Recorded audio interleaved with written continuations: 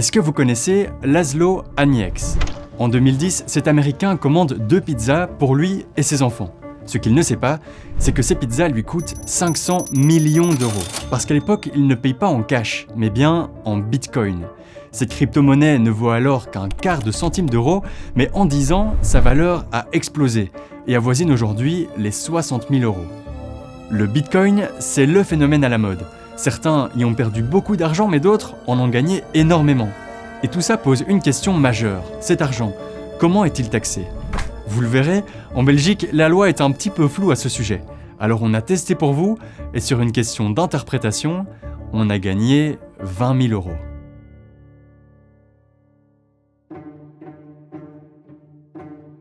Pour mieux comprendre la faille, il faut d'abord qu'on parle de ça. C'est une fiche de déclaration d'impôt. Chaque année, les citoyens doivent la remplir pour déclarer l'argent qu'ils ont gagné, ce qui permet ensuite de calculer l'impôt qu'ils doivent reverser à l'État. C'est divisé en différentes catégories, comme par exemple ici la catégorie des salaires ou des allocations de chômage, mais ce qui nous intéresse particulièrement dans ce cas-ci, c'est la taxation sur les plus-values. La plus-value, c'est très simple, malgré que le mot fait un peu peur, c'est la différence entre le prix de vente d'un bien et le prix d'achat. Si j'achète par exemple ce marqueur 1 euro, mais que je le revends 3 euros, j'ai fait une plus-value de 2 euros. Et c'est cette plus-value que l'État va taxer. Là où ça se complique un petit peu, c'est que ce n'est pas toujours taxé à la même hauteur. Il y a 2 grands cas de figure. Le premier, c'est celui d'un professionnel, quelqu'un qui échange et qui vend des actifs à longueur de journée. Sa plus-value est alors taxée entre 25 et 50%. Par contre, si je me balade le week-end sur des brocantes à la recherche d'objets que je peux revendre plus cher par la suite, l'État considère que c'est un revenu divers dont la plus-value est taxée à 33%. Mais parfois, il arrive que la plus-value ne soit pas taxée du tout. C'est par exemple le cas quand je revends ma voiture personnelle. Cette plus-value ne doit pas être déclarée et n'est donc pas taxée. C'est une troisième catégorie un peu étrange qu'on appelle la gestion normale du patrimoine privé. Bon, ça c'est pour le cadre global.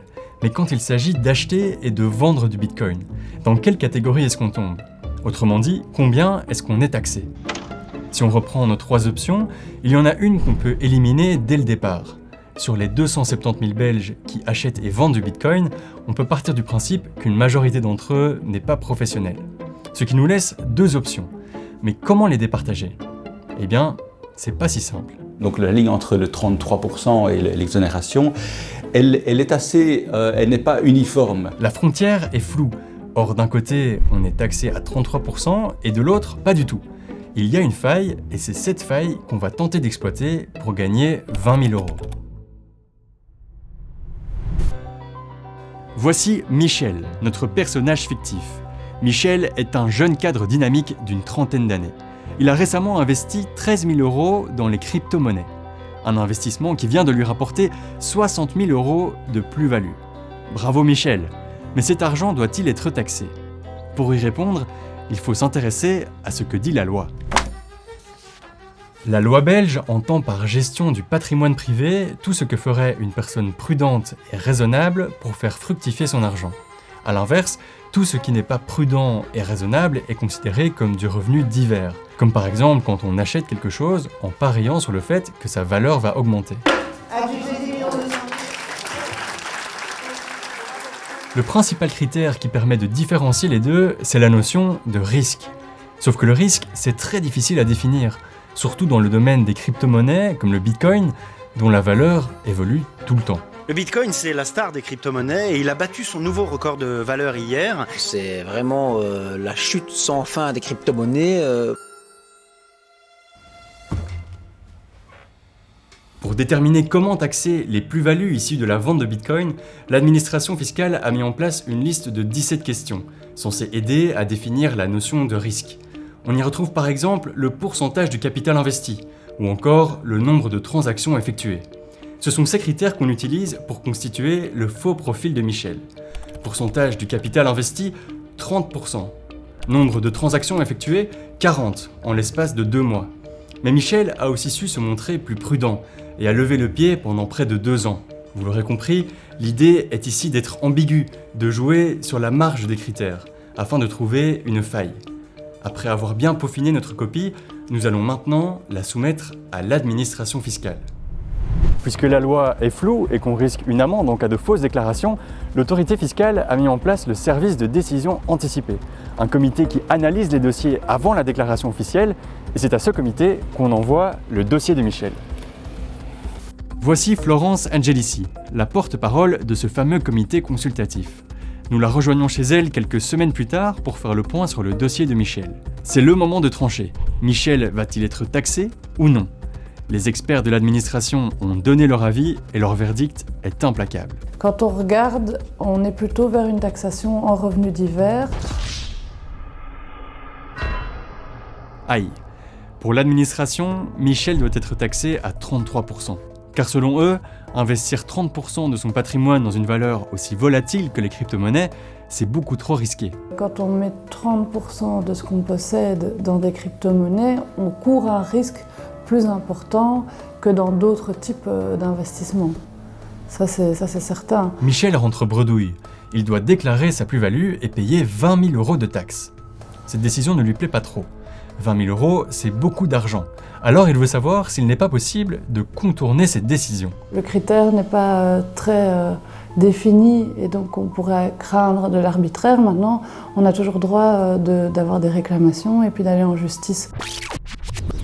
Je m'appelle Baptistin Alem, je suis avocat au sein du cabinet Turnings Tax Lawyer. Voici Baptistin Alem. Il est avocat fiscaliste et son truc, c'est les crypto-monnaies. Alors nous lui soumettons le même dossier qu'à l'administration fiscale. Et après avoir analysé tout ça, son verdict est implacable. Cette personne-là, on pourrait dire qu'elle se comporte comme un bon père de famille. Pour notre avocat, ce dossier peut être considéré comme de la gestion normale de patrimoine privé, et donc ne pas être taxé. Pourtant, c'est le même dossier que nous avons soumis à l'administration fiscale. Alors comment expliquer une telle différence ? Il faut vraiment regarder tout le dossier, et cette personne, elle a investi vraiment sur toute l'année. Donc elle a investi de manière échelonnée. Elle n'a pas fait courir à 13 700 € le même risque en une fois. Selon l'analyse de Maître Alem, la manière dont Michel investit dans le temps est prudente et raisonnable. Le curseur du risque évolue et Michel change de catégorie. Au passage, il récupère 20 000 €. Alors évidemment, c'est plus compliqué que ça. Il va falloir maintenant soumettre ce dossier à un juge qui va entendre les arguments des deux parties et trancher soit en faveur du fisc ou de Michel. Mais selon notre avocat, c'est un dossier qu'on peut gagner. Normal ou anormal, c'est quelque chose de subjectif. Après, en principe, celui qui interprète la loi, que ce soit le contrôleur ou le juge, il est censé faire une analyse le plus objective possible. Résumons. Ce que nous montre cette histoire, c'est qu'il semble y avoir un décalage entre la manière dont 270 000 Belges investissent leur argent et la loi censée encadrer ces revenus. En fonction des interprétations, des citoyens comme Michel peuvent se voir taxés de manière très différente. Et si c'est si compliqué, c'est parce que la loi a plus de 60 ans. À l'époque, la notion de bon père de famille visait à motiver la population belge à investir, à soutenir l'économie sans devoir se soucier des impôts. Mais la finance était alors beaucoup plus limitée. Investir prenait du temps, de l'argent et des connaissances. Il fallait souvent passer par l'intermédiaire d'un professionnel qualifié. En réalité, cette loi ne bénéficiait qu'à quelques Belges, capables de se le permettre. C'est vrai qu'on peut se poser la question, à chaque époque correspond ses mœurs. Le paradoxe, c'est que la finance a évolué. La technologie l'a rendue beaucoup plus complexe, mais aussi beaucoup plus accessible. Aujourd'hui, n'importe qui peut investir en quelques clics. Celui qui est dans le bus et qui prend son GSM pour regarder le cours et qui décide de vendre parce que ça a fort monté et qui sait que la crypto-monnaie, ça peut très vite descendre, cette personne-là, on pourrait dire qu'elle se comporte comme un bon père de famille. Alors qu'il n'a jamais été aussi simple d'investir, la finance, elle, se complexifie. Et la notion du risque, censée guider l'administration fiscale dans ses décisions, est de plus en plus difficile à définir. Les critères fournis semblent insuffisants et le ministre des Finances, lui, planche sur une réforme. En attendant, les 20 000 € demeurent de manière aléatoire, un manque à gagner soit pour Michel, soit pour l'État.